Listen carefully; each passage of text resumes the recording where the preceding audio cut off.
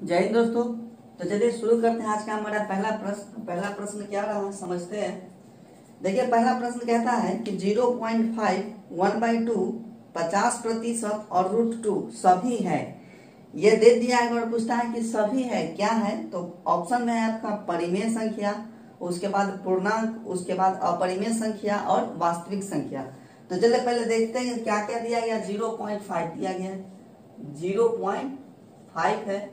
उसके बाद दिया गया है कि 1/2 है।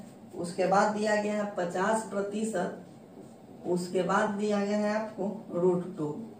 ये सारा क्या है? ये सारा आपका क्या है? और इसमें बोलता है पहला ऑप्शन में कि परिमेय है। उसके बाद बोला जा रहा है परिमेय के बाद कि पूर्णांक है। उसके बाद बोला जा रहा है आपको कि ये जो है अपरिमेय है। उसके बाद आपको लास्ट में दिया गया है वास्तविक संख्या, रियल नंबर, वास्तविक संख्या। इतना कुछ आपको प्रश्न में दिया गया है और ऑप्शन में ये सब दिया गया है। तो ये जो चारों जो है, चारों की बात कर रहा है, कोई एक इनमें से नहीं। चारों क्या है? परिमेय संख्या है कि पूर्णांक है कि अपरिमेय संख्या है कि वास्तविक संख्या है। तो जरा 0.5 को देखिए। 0.5 को हम क्या कर सकते हैं? 0.5 के बदले हम 0.5 के बदले हम पॉइंट हटाते हैं तो 5/10 हो जाएगा। कटने के बाद 1/2 हो जाएगा। तो 1/2 तो हमारा परिमेय संख्या है, क्योंकि जिस संख्या को p/q के रूप में लिख सकते हैं वो परिमेय संख्या होता है। 1/2 ही हमारा परिमेय संख्या है। ये भी बिल्कुल सही है। उसके बाद 50% के बदले हम क्या लिख सकते हैं? तो 50% बराबर क्या हो जाएगा? 50/100। कटने के बाद ये भी 1/2 आएगा। तो 0.5 1/2 और 50%, इस सब का वैल्यू 1/2 आ रहा है। मतलब कि ये परिमेय संख्या बिल्कुल है, इतना तो क्लियर है। लेकिन √2 में जैसे ही जाएंगे तो √2 यानी 2 बाहर नहीं निकलेगा। इसका सीधा मतलब है कि यह हमारा √2 अपरिमेय संख्या है। बिल्कुल। तो पहला ऑप्शन तो खत्म हो गया कि ये हमारा परिमेय संख्या होगा नहीं सारा। उसके बाद √2 को अगर अपरिमेय संख्या बोलते हैं तो फिर ये तीनों अपरिमेय संख्या नहीं होता है। तो ये भी हमारा ऑप्शन खत्म। पूर्णांक संख्या क्या होता है कि पूर्णांक में नेगेटिव 0 और पॉजिटिव संख्या सम्मिलित होता है। नेगेटिव संख्या, पॉजिटिव संख्या और 0 भी सम्मिलित होता है। लेकिन ये हमारा पूर्णांक में इसमें नेगेटिव वाला संख्या कहीं दिख नहीं रहा, इसलिए ये हमारा वो बिल्कुल ऑप्शन नहीं होगा। तो अब आता है वास्तविक संख्या।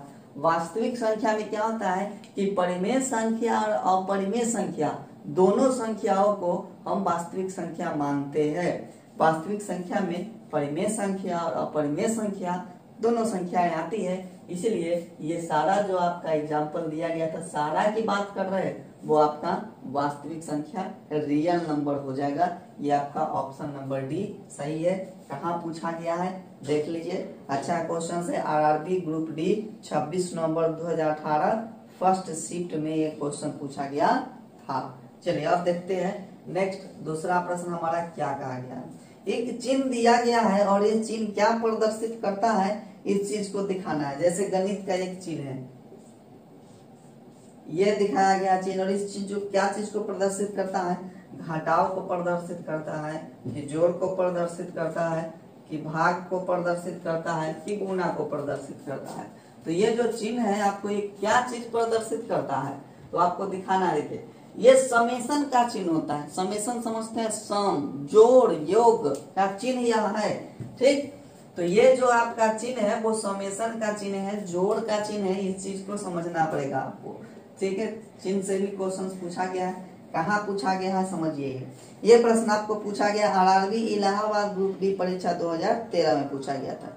ठीक, चलिए अब नेक्स्ट प्रश्न की तरफ बढ़ते हैं। ये भी आपको चिन्ह से ही संबंधित है। तो चिन्ह संबंधित है तो इस चिन्ह से आप वाकई में परिचित जरूर होंगे। ये चिन्ह आपको दिया गया है। ये चिन्ह क्या चीज को दिखाता है बताइए? क्षेत्रफल को दिखाता है, क्षेत्रफल को दिखाता है, या फिर नगण्य को दिखाता है, या फिर बराबर को दिखाता है, या फिर अनंत को दिखाता है? अनंत। अनंत को दिखाता है। किसको दिखाता है? ये जो साइन है वो किसको दिखाता है? थोड़ा dash dash dash dash infinite देखते हैं, 1 2 3 4 डैश डैश डैश इनफाइनाइट लिखते हैं लास्ट में इनफाइनाइट। तो इनफाइनाइट मतलब होता है अनंत। तो ये जो चिन्ह है आपका अनंत का चिन्ह है। चिन्ह से 2 क्वेश्चन पूछा गया है। एक कहाँ पूछा गया? तो सिकंदराबाद ग्रुप डी परीक्षा में पूछा गया 2014 में। चलिए नेक्स्ट प्रश्न देखते हैं हम। हमारा आज का चौथा प्रश्न क्या कहा गया है समझिए। प्रश्न कहता है कि 15 और 85 के बीच कितनी प्राकृत संख्याएं हैं जो 7 से विभाजित है। बहुत ही शानदार क्वेश्चन है। इस जो क्वेश्चन आपको मिलेगा, अगर प्लेलिस्ट में अगर इसका पूरा आप पढ़ना चाहते हैं, इस चैप्टर को ही पढ़ना चाहते हैं, तो विभाज्यता वाला जाइए। विभाज्यता डिजिबिलिटी से हम एक प्लेलिस्ट बना चुके हैं, उसमें आपको लगभग 8-10 वीडियो मिल जाएंगे। पूरा वीडियो को देखिए, डिजिबिलिटी से रिलेटेड जितना भी डाउट आपका होगा सारा क्लियर हो जाएगा। तो 15 और 85 के बीच कितनी प्राकृत संख्या है जो 7 से विभाजित है? बनाने का क्या तरीका है? 15 और 85 के बीच पूछा है। सबसे पहले किससे विभाजित? तो 7 से कटने वाला। तो 7 से एक बार में जाएगा, 2 बार में 14 चला जाएगा। अब शेष कितना बचा उससे हमको मतलब न रहेगा। फिर इसमें भी 7 से लगाएंगे। अब 7 एक 7 चला जाएगा, ये 1 हो जाएगा, 5 हो जाएगा, 7 दूना का ये 14 हो जाएगा। खत्म कहानी। तो अब क्या हो गया कि यहाँ 12 बार में गया, यहाँ 2 बार में गया, तो सीधा बात है 12 में से आप 2 को घटा लीजिए, कितना बचेगा? 10। तो यही आंसर आपका है। 15 और 85 के बीच 10 को ऐसा संख्या है जो 7 से पूरी तरह से कटेगा। बहुत ही शानदार क्वेश्चन था। चलिए अब नेक्स्ट प्रश्न की तरफ बढ़ते हैं। एकदम स्टार मार्क लगा लीजिए, ये क्वेश्चन अक्सर रिपीट होते रहते हैं। ठीक है, 15 के जगह 20 दे दे, यहाँ 85 के जगह 100 दे दे, 7 के जगह यहाँ आपको 6 दे दे, कुछ कर सकता है। क्वेश्चन का कोई ये तरीका नहीं है। नेक्स्ट देखिए, हम समझते हैं क्या कहा गया है। यदि आप 291 से 300 तक के सभी अंकों को लिखे तो बताएं कि कितनी बार सम संख्या इवन नंबर लिखाएगा। तो ये पूछा गया आरआरसी ग्रुप डी परीक्षा 2014 में और आरआरसी जबलपुर ग्रुप डी परीक्षा 2014 में। मतलब क्या हो रहा है, देख क्या रहे हैं कि ये यहाँ इस बोर्ड में अगर ये क्वेश्चन पूछा है तो सेम टू सेम क्वेश्चन दूसरे बोर्ड में भी पूछ लिया जाता है। इसलिए इस सबको पढ़ना बहुत जरूरी है। क्या कहता है कि 291 से 300 तक के सारा संख्या को लिखेंगे तो सम संख्या कितना बार उसमें आएगा से बताना है। तो 291 से 300 तक या बीच बोल दिया, सभी अंकों को लिखेंगे 291 से। ठीक है, तक बोला है, तक मतलब यहाँ बीच नहीं, तो 291 हो जाएगा। उसके बाद 292 हो जाएगा, लिख लेते हैं, फिर काउंट करेंगे कौन कौन सम है। उसके बाद आपका 293, 294, 295, 296, 297, 298, उसके बाद 299, उसके बाद 300। तो यह कि तो 291 से 300 दिया, कम डिस्टेंस था तो लिख लिए। अगर 100 से 200 कह दे तो उतना लंबा नहीं, इसमें हमको सम संख्या काउंट करना है। इतना लंबा कैसे देगा? सोचने वाली बात है, इतना लंबा कैसे दे देगा? तो आप देखिए इसमें क्या गो सम संख्या है, 2 एगो, यहाँ 2, यहाँ 2, फिर 2, उसके बाद यहाँ 2, उसके बाद 4 भी है, 2 है, 2 है, 6 है, 2 है, उसके बाद फिर यहाँ 2 है, उसके बाद 8 है, 2 है, उसके बाद यहाँ इसमें तो है ही नहीं है, 300 में तो है ही नहीं है, बिल्कुल 300 में नहीं है सम संख्या। सम संख्या क्या होता है? जो संख्या पूरी तरह से 2 से कट जाए वो सम संख्या होता है। तो 2 हो गया, यहाँ 2 बार मिला, यहाँ 2 एक बार मिला, 2 मिला, 4 मिला, 2 मिला, 2 मिला, 6 मिला, 2 मिला, फिर यानी 2 मिला, 8 मिला, इस तरह से यहाँ मिला 2 गो, 2 गो मिला, 2 गो मिला, 2 गो मिला, 4 जगह 2 गो मिला तो 8 गो मिला, 1 9 10 11 12 13, कितना? 13। यानी कह दे कि सम संख्या जो है इसमें सम अंक संख्या यानी सम संख्या वाले की बात करते हैं लिखने के क्रम में, तो कुल कितना आया? 13 आया। 2 बार प्रश्न रिपीट हुआ है। इस तरह के प्रश्न अक्सर पूछ ले जाते हैं, हर बनाने की कोई जरूरत नहीं है। चलिए नेक्स्ट प्रश्न की तरफ बढ़ते हैं। देखिए प्रश्न बहुत बढ़िया है। क्या कहा गया है? नेक्स्ट हमारा आज का छठा प्रश्न है। प्रश्न कहता है कि 276 गुने 1 3 से विभाज्य है तो x के संभावित मानों का योग क्या होगा? x के संभावित मानों का योग क्या होगा, यह हमसे पूछ लिया गया है।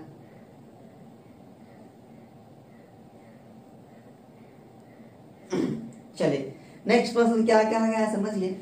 यह भी आपका विभाज्यता नियम से ही प्रश्न है। पूछा गया है आरआरबी ग्रुप डी 10 दिसंबर 2018 को शिफ्ट 1 में 276x1 3 से विभाज्य है तो x के संभावित मानों का योग क्या हो जाएगा? संभावित मानों का योग 276x है 2 7 6 x कहता है कि 3 से पूरी तरह से कटता है। अगर 3 से पूरी तरह से कटता है तो x के जगह क्या क्या आने का संभावना है? तो 3 से कटने का नियम आपको याद होना चाहिए। 3 से कटने का नियम यह है कि 3 का पहाड़ा में जो भी आ गया 3 के टेबल में जो भी आ जाएगा वो सारा आपका क्या हो जाएगा? आपका 3 से कटने वाला हो जाएगा। ठीक है, चलिए तो यहाँ से देखिए ये हो जाएगा 7 आ 2 9 और यहाँ 6 है। 7 आ 2 9 और यहाँ 6 है तो ये 7 आ 2 9 तो 3 से कट ही जाएगा, 6 भी 3 से कट जाएगा। तो x के जगह क्या क्या आ सकता है? तो x के जगह अभी फिलहाल 0 आएगा। उसके बाद ये देखिए ये 7 आ 2 ये 9 हो जाता है और ये तो 6 है, ये है तो 6 आ 9 तो पूरी तरह से कट ही जाता है 3 से। तो x के जगह वही न रखेंगे जो 3 से कट जाएगा, तो x के जगह 0 रख देंगे। उसके बाद 3 रखना होगा, उसके बाद आपको 3 सही से लिखते हैं 3 रखना होगा, उसके बाद 6 रखना होगा, उसके बाद आपको 9 रखना होगा। x के जगह यही समान है, 9 के बाद 12 मत जाइएगा क्योंकि 12 एक अंक की संख्या नहीं है। यहाँ x के जगह हमको क्या रखना है? एक ही अंक वाला संख्या रखना है। तो 0 3 6 9 यही 4 संख्या आने का, 4 गो अंक आने का संभावना है। तो पूछा है कि जो जो अंक आएगा वो सारा अंक का हमको योगफल बताइए। जो जो अंक आने का संभावना है सबका योगफल। तो 9 6 15 3 कितना हो जाएगा? 18 हो जाएगा। तो x के जगह जो जो संख्या आने का संभावना है वो सभी संख्या का योगफल आपका 18 हो जाएगा। ऑप्शन नंबर ए आपका सही हो जाएगा। चलिए नेक्स्ट प्रश्न की तरफ बढ़ते हैं। क्या कहा गया समझिए। यदि 3 क्रमागत पूर्णांकों का गुणनफल 120 हो तो बताएं कि पूर्णांकों का योग कितना होगा। सारा पूर्णांक का योग पूछ दिया गया है हमसे, कोई दिक्कत नहीं है। 3 गो क्रमागत पूर्णांकों का गुणनफल 120 दिया गया है। बहुत ही अच्छा सवाल है। चलिए इसको हम थोड़ा माइंडली भी बनाएंगे। 3 गो क्रमागत संख्या जो होता है, पूर्णांक जो होता है, एगो x है तो एगो x प्लस 1 हो जाएगा, एगो x प्लस क्या हो जाएगा? एगो x प्लस 2 हो जाएगा। तो क्रमागत हो गया। इस सारा का गुणनफल क्या दिया गया है? गुणनफल 120 दिया गया है। तो सबको गुना करेंगे हम ना, तो सबको गुना करने पर x कै बार मिलेगा आपको? तो x जो है आपको यहाँ से देखिए ये हो जाएगा गुना, फिर ये हो जाएगा गुना। यहाँ इसको एक बार पहले x से मल्टीप्लाई कर देते हैं। तो x से मल्टीप्लाई करेंगे तो ये हो जाएगा x स्क्वायर प्लस x और फिर यहाँ हो जाएगा x प्लस 2 हो जाएगा। तो फिर अब इसको 2 बार मल्टीप्लाई करेंगे, ये x स्क्वायर के साथ x या x के साथ x स्क्वायर को मल्टीप्लाई करेंगे, आई बराबर तो 120 आपका रहेगा ही। x क्यूब हो जाएगा प्लस x स्क्वायर हो जाएगा और फिर अब 2 से मल्टीप्लाई करेंगे तो 2x स्क्वायर हो जाएगा और प्लस का 2x हो जाएगा बराबर का क्या हो जाएगा? 120। तो x के जगह और है x है, यहाँ से देखिए इसको हम कर सकते हैं क्या? एक और स्टेप बढ़ा सकते हैं, x cube plus x square और 2x स्क्वायर क्या हो जाएगा? 3x स्क्वायर प्लस का 2x बराबर का 120। तो x के जगह आप क्या वैल्यू रखिएगा ताकि ये सारा प्रक्रिया करने के बाद आपको 120 मिल जाए। 120 मिल जाए आपको, क्या x के जगह रखिएगा? तो अगर x के जगह हम 4 रखते हैं तो 4 के क्यों 64 होता है, 4 के क्यों 64 होता है। और 16 तिया 48 हो जाएगा, 4 दूना 8 हो जाएगा। देखते हैं 4 रखेंगे तो ये हो जाएगा 64 प्लस का 4 का स्क्वायर 16 तिया 48 प्लस का 4 दूना 8। अब यहाँ से देखिए 8 4 12 8 20 का क्या हो जाएगा? 8 8 16 4 20 का 0 और 6 4 10 और 2 12 आ गया। तो हम x के जगह क्या लिए भाई? x के जगह हम क्या लिए हैं? 4 लिए। पहले ही बताए थे कि सोचना पड़ेगा आपको यहाँ, नहीं तो फिर इक्वेशन को सॉल्व करते रहिए। ठीक, तो x के जगह हमारा वैल्यू 4 आ गया। यानी सीधा कह देंगे कि पहला पूर्णांक को हम x माने थे। पहला पूर्णांक हमारा क्या था? पहला पूर्णांक x था मतलब वो 4 हो गया। दूसर का x प्लस 1 था मतलब 5 हो गया।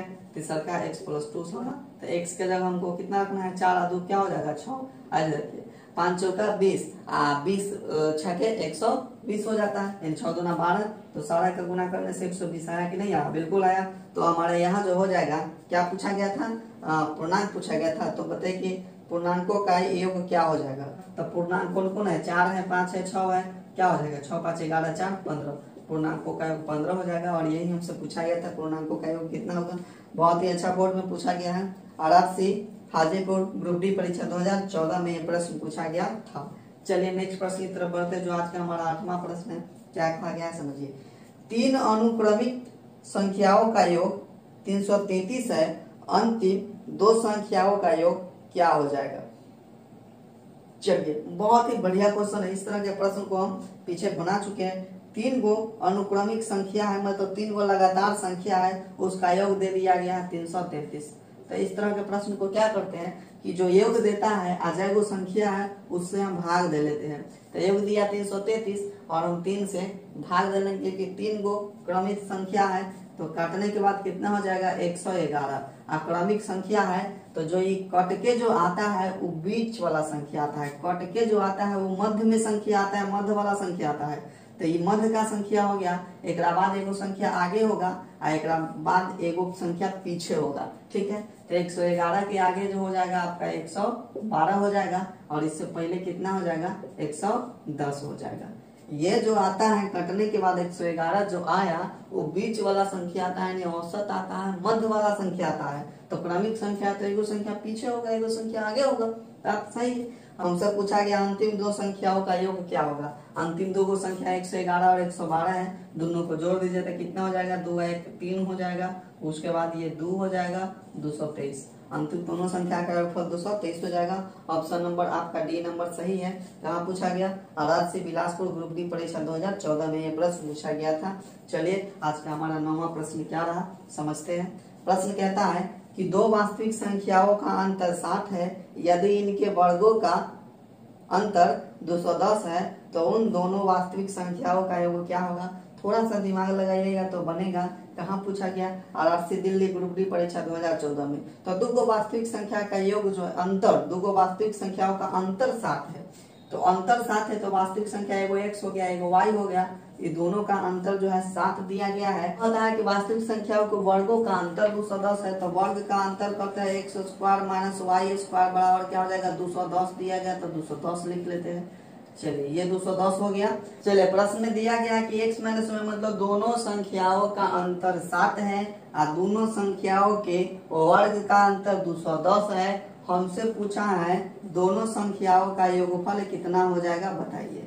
तो क्या करना, देखिए फॉर्मूला लगाना है। फॉर्मूला जो होता है x square minus y square, यह हमको कितना दिया गया 210 दिया गया है। और बहुत ही अच्छी तरह से पता होगा x square minus y square की क्या फॉर्मूला होता है। वो फॉर्मूला होता है एक्स प्लस वाई और एक्स माइनस वाई बराबर 210 है। एक चीज तो हमको दिया है एक्स माइनस वाई का वैल्यू, तो एक्स प्लस वाई को वैसे ही रहने देंगे क्योंकि हमको यही तो निकालना है। और एक्स माइनस वाई बराबर कितना है 7 है, तो 7 रख देंगे और बराबर क्या है 210 है। अभी गुना में है तो ये 7 से कितना बार में कट जाएगा 30 बार में कट जाएगा। तो दोनों संख्या का योगफल मतलब एक्स प्लस वाई कितना निकल के आ जाएगा 30 निकल के आ जाएगा। और यही इस प्रश्न का उत्तर था। तो आज का हमारा 9वां प्रश्न था। एक और लास्ट प्रश्न की तरफ बढ़ते हैं। क्या कहा गया है समझिए। आज का हमारा 10वां प्रश्न।